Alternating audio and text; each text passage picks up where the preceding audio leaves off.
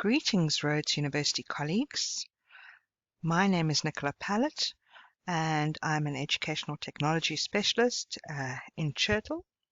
So online assessment is not just about tools, it's about design, where we think about how learning outcomes align with particular kinds of assessment or not. It's about making choices, about what suits your discipline, your context, and your students. So at the moment, online assessment is getting a lot of attention. It seems to be a means to an end, which is the successful completion of the academic year. What this means is that many people are making choices very quickly, not necessarily always the right ones.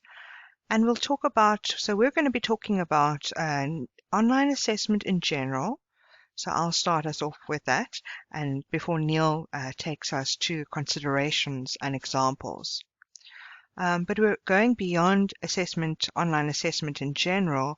We're also going to think about how it is complicated in the current pandemic situation. It's really important to understand the differences and concerns between the two, and to resist generalizing about online assessment or the use of technology for assessment. We encourage you to read this article on emergency remote teaching and how it's different to online learning. So just to summarize some points about what makes emergency remote teaching unique and some of the key features. You may have heard terms like pivoting online, but from your own experiences so far, you know that having to teach online in a hurry is not easy, and you've come to appreciate that doing it well takes time. Emergency remote teaching, with which we'll call ERT, with ERT, lecturers have less time to design course materials, activities, and assessment. It has forced many lecturers actually to think outside of the box and be creative. Many of us we've also had to rethink traditional forms of assessment, such as invigilated sit-down exams. So some of you may already know the difference between formative and summative assessment. So in normal conditions, formative assessment is ungraded, assessment for learning versus assessment of learning. In times of crisis and what's happened at Rhodes University and some of the other universities across South Africa is that formative assessment was encouraged, and that there wasn't going to be consequences for students' grades because they weren't doing summative assessment. So how should we approach it at this time, and why? So I think a lot of this presentation will encourage you to think about these things. Things around, being a little bit more flexible, around times for particular, if there's an online MCQ or test, how we think about the weightings of these kinds of assignments. And it's really a minefield, and I think it's going to differ across courses quite substantially, depending on what you're teaching. So in general, these assessment principles don't go out the window with online assessment. So we're going to talk about it in normal situations and then in relation to ERT. So we know that good assessments should always be valid. They should assess what they claim to.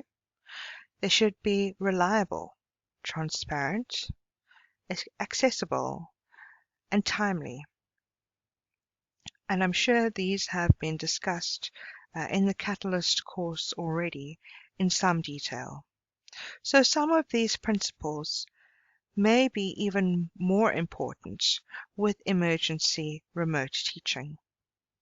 For example, accessibility, given the challenges we know that students have around connectivity. So are students able to participate in an particular online assessment?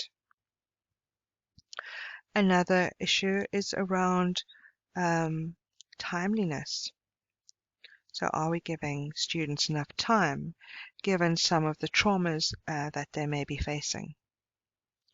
So there are, general considerations versus crisis considerations that have led us to think about these in perhaps a different way, and led us to reframe, rethink, or expand on these assessment principles for emergency remote teaching. At Rhodes University and other universities across South Africa and even other countries, students have been campaigning for equality. They've argued for no online learning until there is equal access. This was mainly in relation to laptops and data.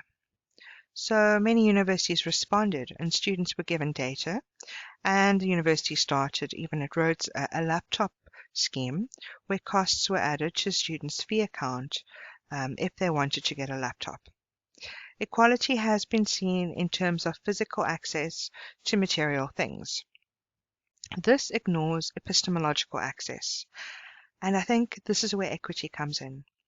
Students come from different backgrounds, have different physical access to various material resources and digital literacies based on their home and educational backgrounds and digital experiences. Epistemological access, which may include things like digital literacies, is not something that one can give to another person. It's about dispositions and skills that really take time to develop. So we can offer opportunities as part of support programs or even within mainstream courses to foster these. But whether or not students take up these opportunities and see the value in it may be another story entirely. So with the first image, everyone has a chair, right? And all the chairs are different. And you can pick whichever one you like.